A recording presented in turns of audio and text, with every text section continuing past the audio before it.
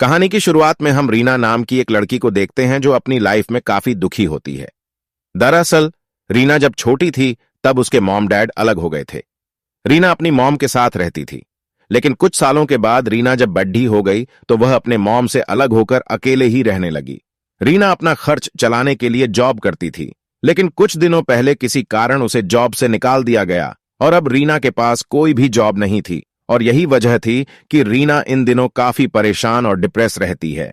रीना कई जगहों पर जॉब के लिए अप्लाई करती है, लेकिन उसे कहीं भी जॉब नहीं मिलती है, जिससे वह और भी उदास हो जाती है। अब यदि रीना को एक लेटर मिलता है, जिसे पढ़ने पर रीना को पता चलता है कि वह जॉब का ज्वाइनिंग लेटर था, लेकिन वह काम काफी ज्यादा अजीब था, क्योंकि उसमें शहर से दूर गांव में जाकर नेट की नौकरी करनी थी।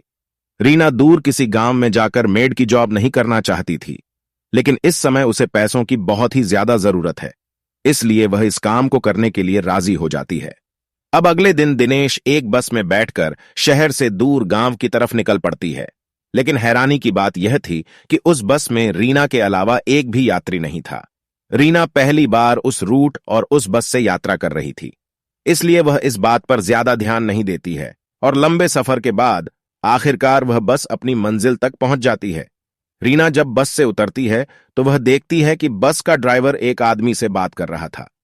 वह आदमी रीना को देखकर बहुत खुश होता है और रीना को कहता है कि मेरा नाम खुश होता है, और रीना को कहता है कि मेरा नाम मेरिट है और उसी गांव का रहने वाला हूं जिस गांव में तुम जॉब करने के लिए आई हो। रीना को यह भी बताया कि मेरी फैमिली ने तुम्हें काम पर रखा है और मैं तुम्हें लेने के लिए आया हूं। अब यहां पर रीना पेड़ से मिलकर बहुत ही खुश होती है और इसके बाद दोनों जंगल के रास्ते से होते हुए गांव की तरफ निकल पड़ते हैं। रास्ते में रीना पेड़ से पूछती है कि आखिर वह लोग शहर से दूर जंगल के बीच बसे गांव में क्यों रहते हैं। इस पर पीरियड रीना को कहता है कि हम लोग खेती और शिकार करके अपनी जीविका चलाते हैं, इसलिए हम पूरी तरह से आत्मनिर्भर हैं और हमें